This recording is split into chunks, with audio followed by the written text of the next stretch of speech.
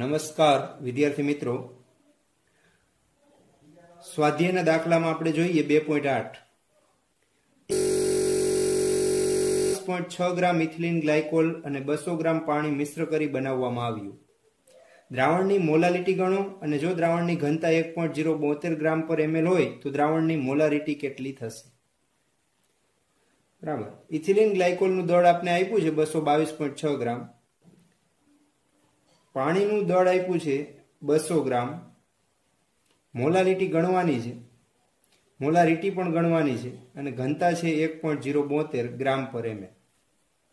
જો હવે આપણે મોલાલિટી ગણવાની હોય તો મોલાલિટીના સૂત્રનો આપણે વિચાર કરીએ કે દ્રાવ્યનું દળ ગુણ્યા 1000 છેદમાં દ્રાવ્યનું આણ્વીય દળ ગુણ્યા દ્રાવકનું દળ ગ્રામમાં. બરાબર. આ સૂત્રમાં આપણી પાસે કઈ વસ્તુ છે એ જોઈ લઈએ. દ્રાવ્યનું દળ જો ઇથિલિન ગ્લાયકોલ માટે આપણે ગણીએ તો એને દ્રાવ્ય કહી શકાય, તો આપેલું છે. દ્રાવ્યનું આણ્વીય દળ એ આપણે ગણવું પડશે. બરાબર. દ્રાવકનું દળ 200 ગ્રામ એ પણ આપેલું છે. તો આમાં એક જ વસ્તુ ઘટે છે, દ્રાવ્યનું આણ્વીય દળ અથવા તો ઇથિલિન ગ્લાયકોલનું આણ્વીય દળ. તો ઇથિલિન ગ્લાયકોલનું આણ્વીય દળ ગણીએ, જેનું સૂત્ર થશે C2H6O2. તો 2 કાર્બન હોવાથી પરમાણુય દળ 24 + 6 + 16 32 બરાબર થશે 62 ગ્રામ પર મોલ. બરાબર. આણ્વીય દળ તો આપણે બધાને ગણતા આવડે જ છે. હવે મોલાલિટીના સૂત્રમાં આ બધી કિંમતો મૂકી દઈએ એટલે જવાબ મળશે. તો દ્રાવ્યનું દળ 222.6 ગુણ્યા 1000 છેદમાં આણ્વીય દળ 62 ગુણ્યા દ્રાવકનું દળ 200. ગુણોત્તર લઈ એટલે મોલાલિટી થશે 17.95 મોલલ. બરાબર. એક જવાબ મળી ગયો. હવે બીજો જવાબ મેળવવાનો છે મોલારિટી. તો મોલારિટી મેળવવાની હોય તો મોલારિટીના સૂત્રનો આપણે વિચાર કરીએ. તો મોલારિટીનું સૂત્ર છે દ્રાવ્યનું દળ ગુણ્યા 1000 છેદમાં દ્રાવ્યનું આણ્વીય દળ ગુણ્યા દ્રાવણનું કદ ml માં. બરાબર. આ ml લખી તો ઉપર 1000 મૂકવા પડે. તો મોલાલિટી જેવું જ મોલારિટીનું સૂત્ર છે. એટલે દ્રાવ્યનું દળ, દ્રાવ્યનું આણ્વીય દળ એ બે તો આપણી પાસે છે જ. એક જ વસ્તુ નથી, દ્રાવણનું કદ ml માં. તો દ્રાવણનું કદ આપણે જોતું હોય તો ઘનતા આપેલી છે. જો આપણે દ્રાવણનું દળ ખબર હોય તો આપણે ઘનતા ઉપરથી દ્રાવણનું કદ મેળવી શકીએ. તો જોઈ લઈએ, દ્રાવણનું દળ નથી આપ્યું પણ દ્રાવ્ય અને દ્રાવકના દળ આપેલા છે. તો સરવાળો કરીએ એટલે દ્રાવણનું દળ મળી જાય. ઘનતા આપેલી છે એટલે એનું કદ પણ આપણે મેળવી શકીએ. એટલે શું થશે તો કે દ્રાવણનું દળ મેળવવા માટે દ્રાવ્ય પ્લસ દ્રાવકનું દળ સરવાળો કરીએ એટલે દ્રાવણનું દળ મળશે 422.6 ગ્રામ. હવે આપણે દ્રાવણનું કદ જોઈશું. તો ઘનતા બરાબર દળના છેદમાં કદ થશે. તો કદ બરાબર શું થશે? દળના છેદમાં ઘનતા. તો દળ તો 422.6, ઘનતા આપેલી છે 1.072. ગુણોત્તર લઈ એટલે આપણે દ્રાવણનું કદ મળશે 494.22 ml. સમજાઈ ગયું? એટલે અહીંયા દ્રાવણના કદની જરૂર હતી એ ઘનતાના સૂત્રનો ઉપયોગ કરી અને આપણે મેળવી લીધું. અને આ જે મેળવેલું દ્રાવણનું કદ છે એ સૂત્રમાં મૂકી દઈએ એટલે જવાબ મળશે. તો કિંમત મૂકતા જઈએ. દ્રાવ્યનું દળ 222.6 ગુણ્યા 1000 છેદમાં દ્રાવ્યનું આણ્વીય દળ થશે 62 ગુણ્યા દ્રાવણનું કદ મેળવેલું છે 394.22. ગુણોત્તર લઈએ એટલે જવાબ મળે છે મોલારિટી 9.107 મોલર. સમજાઈ ગયું?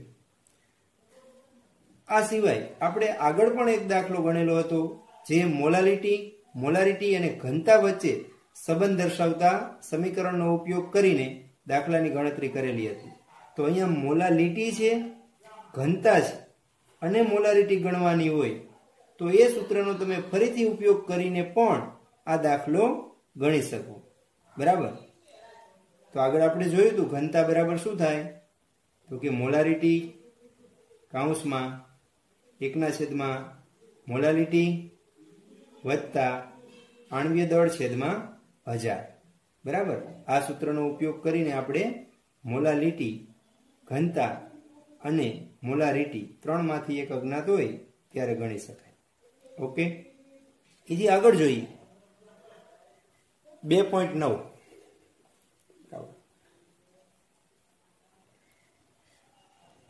પીવાના પાણીનો એક નમૂનો ખૂબ જ ખરાબ રીતે ક્લોરોફોર્મ વડે સંદૂષિત થયેલો જથ્થો છે, જેને કેન્સરજન્ય ધારવામાં આવે છે. સંદૂષણનું સ્તર 15 ppm દળથી જણાયું છે, તો આને દળથી ટકાવારીમાં દર્શાવો. બીજો પ્રશ્ન છે, પાણીના નમૂનામાં ક્લોરોફોર્મની મોલાલિટી નક્કી કરો.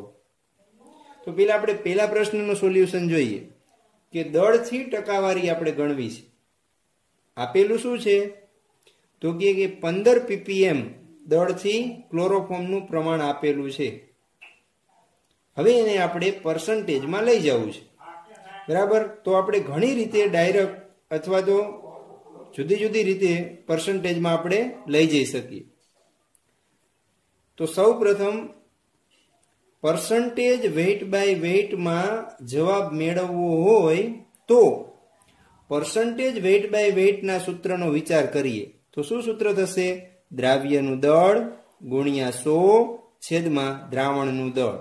બરાબર, અહીંયા દ્રાવ્યનું દળ નથી, દ્રાવણનું દળ નથી, એટલે રકમમાંથી 15 ppm વેઇટ બાય વેઇટના આધારે દ્રાવ્ય અને દ્રાવણના દળ મેળવવા પડે. એ મેળવી લીધા પછી આ સૂત્રમાં કિંમત મૂકો એટલે તમને જવાબ પર્સન્ટેજ વેઇટ બાય વેઇટમાં પ્રાપ્ત થશે. સમજાણી વાત? તો આ સૂત્રમાં દળ મેળવવા માટે આપણે 15 ppm નું અર્થઘટન કરીએ. 15 ppm નું અર્થઘટન કરીએ તો શું થાય? તો કે 1000 ગ્રામ દ્રાવણમાં 15 મિલીગ્રામ ક્લોરોફોર્મ હશે. બરાબર, 1000 ગ્રામ દ્રાવણમાં 15 મિલીગ્રામ ક્લોરોફોર્મ હશે. તો 15 મિલીગ્રામ ને હું ગ્રામમાં ફેરવું તો 15 ગુણ્યા 10⁻³ ગ્રામ ક્લોરોફોર્મ થાય, જે દ્રાવ્યનું દળ થયું. દ્રાવણનું દળ થયું 1000 ગ્રામ. સમજાણું? તો દ્રાવકના દળની આપણે જરૂર પડે તો મેળવી શકીએ કે દ્રાવકનું દળ કેટલું થશે ભાઈ? 1000 માઇનસ 15 ગુણ્યા 10⁻³ એટલે 0.015 બરાબર 999.985 ગ્રામ દ્રાવકનું દળ થશે.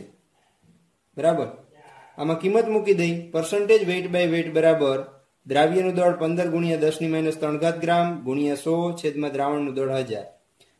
સાદુરૂપ આપીએ એટલે જવાબ મળે પર્સન્ટેજ વેઇટ બાય વેઇટ બરાબર 15 ગુણ્યા 10⁻⁴. બરાબર, તો જે નમૂનામાં ક્લોરોફોર્મનું દળથી 15 ppm પ્રમાણ હશે એ પર્સન્ટેજમાં કેટલું હશે? તો કે 15 ગુણ્યા 10⁻⁴ હશે. સમજાણું? અથવા તો અહીંયા જો સૂત્ર બતાવેલું છે ડાયરેક્ટ પણ તમે વિચારી શકો કે વેઇટ બાય વેઇટ ppm બરાબર શું થાય? પર્સન્ટેજ વેઇટ બાય વેઇટ ગુણ્યા 10⁴ થાય. ppm ની કિંમત મૂકી દો તો ડાયરેક્ટ તમને પર્સન્ટેજ વેઇટ બાય વેઇટ પ્રાપ્ત થઈ શકે. સમજાણું? ત્યાર પછી બીજો પ્રશ્ન જોઈએ. પાણીના નમૂનામાં ક્લોરોફોર્મની મોલાલિટી નક્કી કરો. તરત જ મોલાલિટીના સૂત્રનો આપણે વિચાર કરવાનો. મોલાલિટીનું સૂત્ર શું છે? તો મોલાલિટી બરાબર દ્રાવ્યનું દળ ગુણ્યા 1000 છેદમાં દ્રાવ્યનું આણ્વીય દળ ગુણ્યા દ્રાવકનું દળ ગ્રામમાં. આમાંથી જે વસ્તુ ઘટે એ પહેલા મેળવી લેવાની. તો જોતા જઈએ. દ્રાવ્યનું દળ તો આપણે ગણતરી કરેલું છે 15 ગુણ્યા 10⁻³ ગ્રામ -3 ગ્રામ. દ્રાવ્યનું આણ્વીય દળ તો એ તો ગણી શકાય ક્લોરોફોર્મ માટે. દ્રાવકનું દળ ગ્રામમાં તો 999.985 ગ્રામ ગણેલું છે. તો આપણે ખાલી આણ્વીય દળ ગણવાની જરૂર પડશે. તો આણ્વીય દળ અહીંયા સાઈડમાં ગણતરી કરીને દર્શાવેલું છે ક્લોરોફોર્મ માટે 12 + 1 ક્લોરીન માટે 35.5 તો 3 ક્લોરીન માટે થશે 106.5. ગણતરી કરીશું એટલે 119.5 ગ્રામ પ્રતિ મોલ ક્લોરોફોર્મનું આણ્વીય દળ થાય. આ બધી કિંમતો આપણે આ સૂત્રમાં મૂકી અને સાદુરૂપ આપીએ તો દ્રાવ્યનું દળ થશે 15 ગુણ્યા 10⁻³ 1000 છેદમાં આણ્વીય દળ 119.5 ગુણ્યા દ્રાવકનું દળ થશે 999.985 ગ્રામ. ગુણોત્તર લઈ એટલે મોલાલિટી મળશે 0.000126 મોલલ. બરાબર, સમજાઈ ગયું. આને હું આમ પણ દર્શાવી શકું 1.26 ગુણ્યા 10⁻⁴ મોલલ. બરાબર, સમજાઈ ગયું. હવે સ્વાધ્યાયમાં 2.15 જોઈએ. 2% દળથી અબાષ્પશીલ દ્રાવ્ય ધરાવતું જલીય દ્રાવણ સામાન્ય ઉત્કલન બિંદુએ 1.004 બાર દબાણ કરે છે. દ્રાવ્યનું મોલર દળ કેટલું હશે? પાણીનું બાષ્પ દબાણ 1.013 બાર આપેલું છે.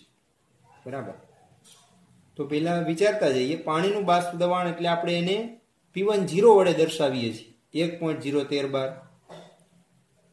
સામાન્ય ઉત્કલન બિંદુએ દ્રાવણનું દબાણ 1.004 બાર થાય છે, એટલે દ્રાવણ માટે આપણે P1 વડે દર્શાવીએ છીએ 1.004. બીજું છે 2% દળથી અબાષ્પશીલ દ્રાવ્ય ધરાવતું જલીય દ્રાવણ. હવે આપને અર્થઘટનની ખબર છે, તો 2% વેઇટ બાય વેઇટનું અર્થઘટન કરીએ તો 2% દળથી અબાષ્પશીલ દ્રાવ્ય ધરાવતું જલીય દ્રાવણ એટલે શું થશે? તો કે 100 ગ્રામ દ્રાવણમાં 2 ગ્રામ દ્રાવ્ય એટલે દ્રાવક થશે 98 ગ્રામ. એટલે એનો મતલબ શું થયો? દ્રાવ્ય 2 ગ્રામ, દ્રાવક જેને W1 વડે દર્શાવીએ છીએ 98 ગ્રામ. બરાબર, દ્રાવ્યનું મોલર દળ ગણવાનું છે એટલે M2 ગણવાના છે. M1 છે એ પાણી છે એટલે 18 ગ્રામ પ્રતિ મોલ થાય. બરાબર, હવે આ બધી કિંમતો આપેલી છે, એના આધારે આપણે દ્રાવ્યનું આણ્વીય દળ ગણવાનું છે. તો દ્રાવ્યનું આણ્વીય દળ ગણવા માટે 4 સંખ્યાત્મક ગુણધર્મો આપણે જોઈ ગયા. એમાંથી કયા સંખ્યાત્મક ગુણધર્મનો ઉપયોગ કરવો? તો કે જેની કિંમત આપેલી હોય એનો ઉપયોગ કરવાનો. તો અહીંયા બાષ્પ દબાણની કિંમતો આપેલી છે અને અબાષ્પશીલ દ્રાવ્ય માટે છે. તો અબાષ્પશીલ દ્રાવ્ય માટે રાઉટનો નિયમ શું લખી શકાય? તો કે P10 - P1 છેદમાં P10 બરાબર W2M1 છેદમાં M2W1. આમાંથી જે કિંમતો નથી એને આપણે પેલા મેળવવી પડે. તો પેલા જોઈ લઈએ કઈ કઈ કિંમતો છે. તો P10 આપેલું છે, P1 ની કિંમત પણ છે, W2 M1 W1 બધી કિંમતો છે M2 સિવાયની. તો M2 ને કરતા બનાવી બધી કિંમતો મૂકી સાદુરૂપ આપવાથી જવાબ મળશે. બરાબર, તો ક્રમશઃ કિંમત મૂકતા જઈએ. P10 ની કિંમત છે 1.013 માઇનસ P1 ની કિંમત છે 1.004 છેદમાં P10 1.013 બરાબર W2 થશે 2 ગ્રામ એટલે 2 ગુણ્યા M1 થશે 18 એટલે ગુણ્યા 18 છેદમાં M2 છે એ ગણવાના છે. W1 દ્રાવકનું દળ થશે જે આપણે સમજ્યા 98 ગ્રામ થાય. હવે M2 ને કરતા બનાવીએ તો છેદમાં રહેલા M2 ને સામે લઈ જઈએ એટલે M2 કરતા બને. તો 2 તો છે જ, 18 પણ છે, 1.013 છેદમાં છે એટલે અંશમાં આવશે. આનો તફાવત મેળવીએ 0.009 થશે, એ આ બાજુ આવશે એટલે છેદમાં જશે, ગુણ્યા 98 તો છે જ. આનું આપણે સાદુરૂપ આપીએ એટલે આપણે આણ્વીય દળ પ્રાપ્ત થાય 41.35 ગ્રામ પ્રતિ મોલ. જો આપણે આગળ આ થિયરીમાં શીખી ગયા હતા કે અબાષ્પશીલ દ્રાવ્યનો જથ્થો ખૂબ જ ઓછો હોય એટલે કે મંદ દ્રાવણ હોય ત્યારે આપણે દ્રાવ્યના મોલને દ્રાવકના મોલની સાપેક્ષમાં સરવાળો થતો હોય ત્યારે અવગણતા હતા. એટલે અવગણી ત્યારે આપણે આ સૂત્ર પ્રાપ્ત થાય છે. બરાબર, જો તમે દ્રાવ્યના મોલને અવગણશો નહીં અને આ દાખલા પ્રમાણે તમે ગણતરી કરશો તો આણ્વીય દળના મૂલ્યમાં થોડો ઘણો ફેરફાર આવશે. બરાબર, અહીંયા આપણે દ્રાવ્યના મોલને અવગણીને ગણતરી કરેલી છે, પણ જો તમે એને ગણતરીમાં લઈને ગણતરી કરશો તો દ્રાવ્યનું જે મોલર દળ પ્રાપ્ત થાય એમાં થોડો ઘણો ફેરફાર આવી શકે. સમજાણ? બરાબર, તો હવે આપણે આગળ જોઈએ 2.16. બરાબર, તો હેપ્ટેન અને ઓક્ટેન આદર્શ દ્રાવણ બનાવે છે. 373 કેલ્વિન તાપમાને બંને પ્રવાહી ઘટકોના બાષ્પ દબાણ અનુક્રમે 105.2 કિલોપાસ્કલ અને 46.8 કિલોપાસ્કલ છે. 26.0 ગ્રામ હેપ્ટેન અને 35 ગ્રામ ઓક્ટેન ધરાવતા મિશ્રણનું બાષ્પ દબાણ કેટલું થશે?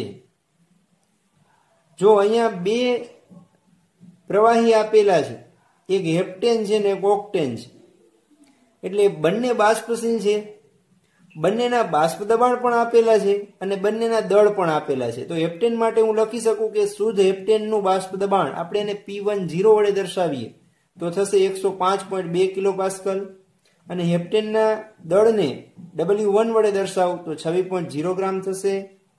ઓક્ટેનના બાષ્પ દબાણને P20 વડે દર્શાવું 46.8 કિલોપાસ્કલ, એના દળને W2 વડે દર્શાવું તો 35 ગ્રામ થાય. આ મિશ્રણમાં આપણે કુલ બાષ્પ દબાણ P ગણવાનું છે. જો હવે આપણે કુલ બાષ્પ દબાણ ગણવાનું હોય તો રાઉલ્ટના નિયમ મુજબ જ ગણતરી કરવાની થાય. પણ રાઉલ્ટના નિયમમાં બંને બાષ્પશીલ પ્રવાહી માટેનું સૂત્ર શું હતું? તો કે P બરાબર શું થાય? P10x1 વત્તા P20x2. આ સૂત્ર આપણી પાસે હતું. અથવા તો P બરાબર લખી શકાય P1 પ્લસ P2. બરાબર. તો જો આપને આ બંને કિંમતો મળી જાય તો કુલ બાષ્પ દબાણ મેળવી શકીએ. એના માટે P10 અને P20 ની કિંમત તો આપેલી જ છે, માત્ર તમારે શું ગણવાનું રહેશે? x1 અને x2 ની કિંમત જો ગણી લ્યો તો આ સૂત્રમાં એ કિંમત મૂકવાથી પ્રશ્ન સોલ્વ થશે. બરાબર, સમજાઈ ગયું? તો હવે આપણે x1 એટલે તો મોલન્સ છે એક ઘટકના, x2 એટલે બીજા ઘટકના મોલન્સ. જો આપણે ઘટકોના મોલન્સ ગણવા હોય તો પહેલા આપણે એના મોલ ગણવા પડે, અને મોલ ગણવા હોય તો એના દળ અને આણ્વીય દળની જરૂર પડે. તો આપણે મોલથી શરૂઆત કરીએ, પછી મોલન્સ, અને પછી આ સૂત્રનો ઉપયોગ કરી અને દાખલો પૂર્ણ કરીએ. તો સૌપ્રથમ ઘટક 1 એટલે એને મેં હેપ્ટેન કીધું છે, તો હેપ્ટેનના મોલ N1 બરાબર થશે એનું દળ એટલે W1 છેદમાં આણ્વીય દળ એટલે M1. હેપ્ટેનનું દળ આપેલું છે 26, એનું આણ્વીય દળ અહીંયા આણ્વીય સૂત્ર છે C7H16. ગણતરી કરશો એટલે આણ્વીય દળ મળશે તમને 100 ગ્રામ પ્રતિ મોલ. તો N1 બરાબર થશે 0.26 મોલ. બરાબર. એવી જ રીતે ઓક્ટેનના મોલને 2 વડે દર્શાવું તો N2 બરાબર W2 છેદમાં M2. તો W2 દ્રાવ્યનું દળ તો ઓક્ટેનનું દળ તો છે જ 35 છેદમાં આણ્વીય દળ ગણતરી કરશું આ સૂત્રથી તો મળશે 114, એટલે N2 બરાબર થશે 0.307 મોલ. બરાબર. હવે બંનેના મોલન્સ ગણીએ તો પહેલા આપણે જોઈએ હેપ્ટેનના મોલન્સ x1 બરાબર N1 છેદમાં N1 પ્લસ N2. તો N1 ની કિંમત 0.26, N1 0.26 વત્તા N2 0.307. ગુણોત્તર લઈ એટલે મોલન્સ મળે 0.459. એવી જ રીતે હવે ઓક્ટેનના મોલન્સ પણ આની જેમ જ સૂત્રથી ગણી શકાય, અથવા તો આ રીતે પણ ગણી શકાય. x2 બરાબર થશે 1 માઇનસ x1. તો 1 માઇનસ x1 એટલે 0.459. સાદુરૂપ આપીએ એટલે આપણે જવાબ મળશે 0.541. તો x2 ની કિંમત મળશે 0.541. હવે x1 અને x2 ની કિંમત મળી ગઈ, P10 અને P20 ની કિંમત પણ છે. આ બધી કિંમતો આ સૂત્રમાં મૂકી એટલે આપણે જવાબ પ્રાપ્ત થશે. બરાબર. તો આપણે કિંમત મૂકીએ સૂત્રમાં. તો જો અહીંયા કુલ બાષ્પ દબાણ P માટેનું સૂત્ર P10x1 વત્તા P20x2 થશે. P10 રકમમાંથી 105.2 ગુણ્યા x1 ની કિંમત આપણે મેળવેલી 0.459 વત્તા P20 છે એ રકમમાંથી 46.8 ગુણ્યા x2 ની કિંમત આપણે મેળવેલી 0.541. આનો ગુણાકાર કરીએ એટલે આવશે 48.29 વધતા આનો ગુણાકાર કરીએ એટલે આવશે 25.32. સરવાળો કરીએ એટલે કુલ દબાણ થશે 73.61 કિલો પાસ્કલ. સમજાઈ ગયું? બરાબર. તો આ દ્રાવણનું કુલ બાષ્પ દબાણ દર્શાવે છે.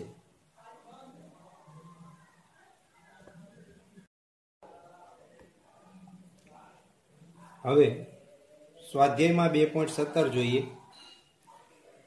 પાણીનું બાષ્પ દબાણ 300 કેલ્વિન તાપમાને 12.3 કિલો પાસ્કલ છે. તેના અબાષ્પશીલ દ્રાવ્યના 1 મોલલ દ્રાવણ માટે બાષ્પ દબાણ ગણો. જો પાણીનું બાષ્પ દબાણ 300 કેલ્વિન તાપમાને 12.3 કિલો પાસ્કલ આપેલું છે, એટલે પાણી માટે આપણે P10 સંજ્ઞાનો ઉપયોગ કરીએ છીએ. તો P10 બરાબર થશે 12.3 કિલો પાસ્કલ. તેના અબાષ્પશીલ દ્રાવ્યના 1 મોલલ દ્રાવણ, એટલે દ્રાવણ છે એની મોલાલિટી 1 છે. તો દ્રાવણ માટે બાષ્પ દબાણ ગણો. હવે દ્રાવણ માટેનું જે બાષ્પ દબાણ છે એને શેના વડે દર્શાવશું? P1 વડે. બરાબર. તો P1 નું મૂલ્ય ગણવાનું છે. કોના માટે ગણવાનું છે? તો કે અબાષ્પશીલ દ્રાવ્ય જ્યારે ઉમેરવામાં આવે ત્યારે એના માટે આપણે ગણવાનું છે. બરાબર. તો અબાષ્પશીલ દ્રાવ્ય ઉમેરવામાં આવે ત્યારે દ્રાવણનું કુલ બાષ્પ દબાણ P1 છે એ કેટલું થાય? તો કે P10 x1 જેટલું થાય. એટલે આ સૂત્રથી આપણે P1 નું મૂલ્ય ગણી શકીએ, અથવા P10 P1 છેદમાં P10 બરાબર x2 બાષ્પ દબાણમાં સાપેક્ષ ઘટાડો દ્રાવ્યના મોલસ જેટલો હોય છે એ સૂત્રનો ઉપયોગ કરીને પણ ગણી શકીએ. બરાબર, સમજાઈ ગયું? તો આપણે કોઈ પણ એક સૂત્રનો ઉપયોગ કરીને ગણીએ. આમ પણ લખી શકાય P10 P1 છેદમાં P10 બરાબર x2. આ બંને સૂત્ર છે એની મદદથી તમે દ્રાવણનું કુલ બાષ્પ દબાણ P1 ગણી શકો. બરાબર. એના માટે શેની જરૂર પડશે? તો કે આ સૂત્રથી ગણવું હોય તો P10 ની જરૂર પડે, તો એ તો આપેલું છે. બીજું તો કે આ સૂત્રમાં x1 જોઈએ અથવા તો આ સૂત્રમાં x2 જોઈએ. x1 એટલે દ્રાવકના મોલન્સ, x2 એટલે દ્રાવ્યના મોલન્સ. એટલે કોઈ પણ એક મોલન્સ મળી જાય એટલે ગમે તે એક સૂત્રનો ઉપયોગ કરીને દાખલો ગણી શકાય. સમજાય છે? તો અહીંયા આપણે આગળ એક દાખલો આ સૂત્રથી ગણેલો હતો. અહીંયા આપણે આ સૂત્રનો ઉપયોગ કરીને દાખલો ગણીએ. તો આ સૂત્રથી દાખલો ગણવા માટે માત્ર તમારે દ્રાવકના મોલન્સ જ ગણવા પડે. તો દ્રાવકના મોલન્સ આપણે ગણવા હોય તો એના મોલની જરૂર પડે. બરાબર. અને મોલ માટે દળ અને આણ્વીય દળની જરૂર પડે. એના માટે આપણે શું આપેલું છે? તો કે 1 મોલલ દ્રાવણ આપેલું છે. તો આપણે એનું અર્થઘટન કરીએ. 1 મોલલ દ્રાવણ એટલે શું થશે? તો કે 1000 ગ્રામ દ્રાવકમાં 1 મોલ દ્રાવ્ય ઓગળેલો છે. બરાબર. 1000 ગ્રામ દ્રાવકમાં 1 મોલ દ્રાવ્ય ઓગળેલો છે. તો આપણે કહી શકીએ કે દ્રાવકનું દળ W1 થશે 1000 ગ્રામ, દ્રાવ્યના મોલ N2 થશે 1 મોલ. હવે દ્રાવકના મોલન્સ ગણવા માટે દ્રાવ્યના મોલ તો આપને મળી ગયા, દ્રાવકના મોલ ગણવાની જરૂર પડે. તો દ્રાવકના મોલ ગણીએ. N1 બરાબર દળ છેદમાં આણ્વીય દળ. દ્રાવકનું દળ કેટલું? તો કે 1000. પાણી છે દ્રાવક એટલે 18 આણ્વીય દળ. ગુણોત્તર લઈ એટલે દ્રાવકના મોલ થશે 55.55 મોલ. બરાબર.